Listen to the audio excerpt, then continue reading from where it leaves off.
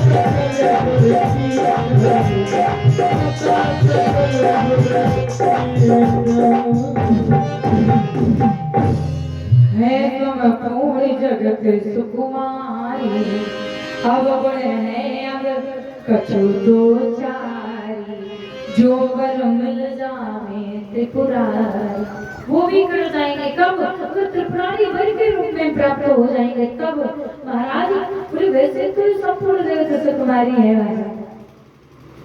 बड़ा सुंदर भाव है आज बोले ये तपस्या करेंगे तो मेरे को भूत भाव भोलेनाथ के रूप में प्राप्त होंगे। आज महाराज ऐसा कौन व्यक्ति होगा जो अपनी छोटी सी राजकुमारी को वर भेज देगा तपस्या के लिए?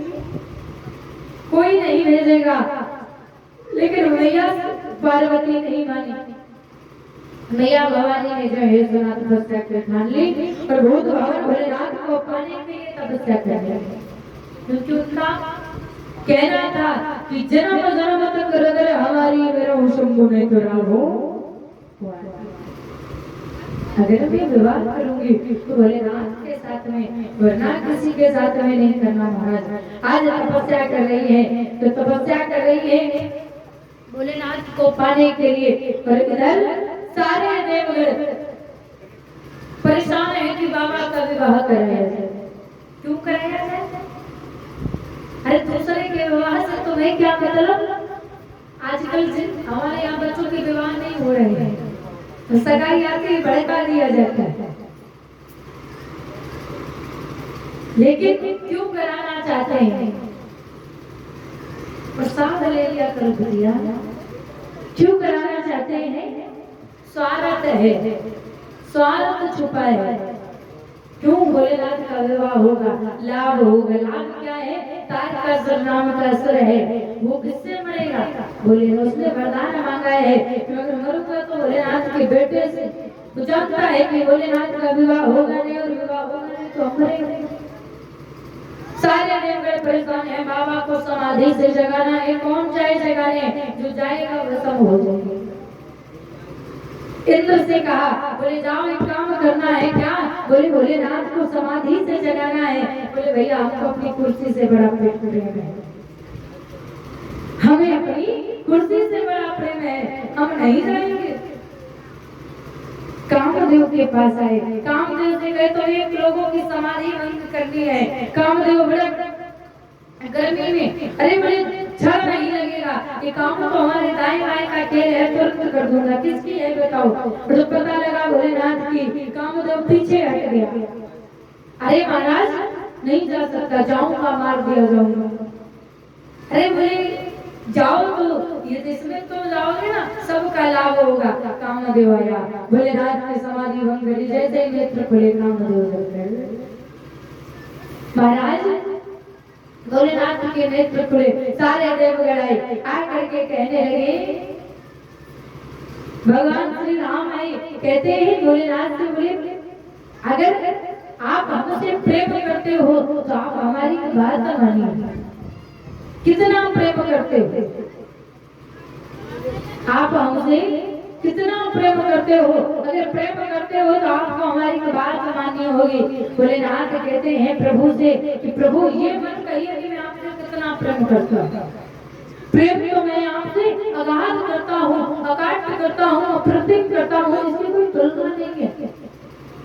प्रेम तो मैं आपसे इतना करता हूँ, लेकिन एक बात कही गई है कि माता पिता गुरु प्रभु गए वाणी, और बिना विचार करे शुभ जान।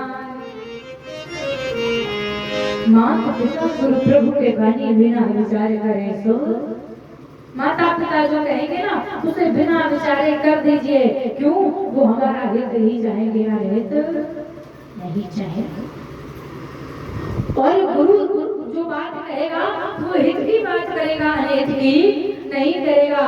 परमात्मा जो बात कहेगा तो हमारे हित की बात कहेगा, अहित। इसीलिए कहा है कि माता पिता गुरु प्रभु के वाणी बिना विचार करे सब जानी।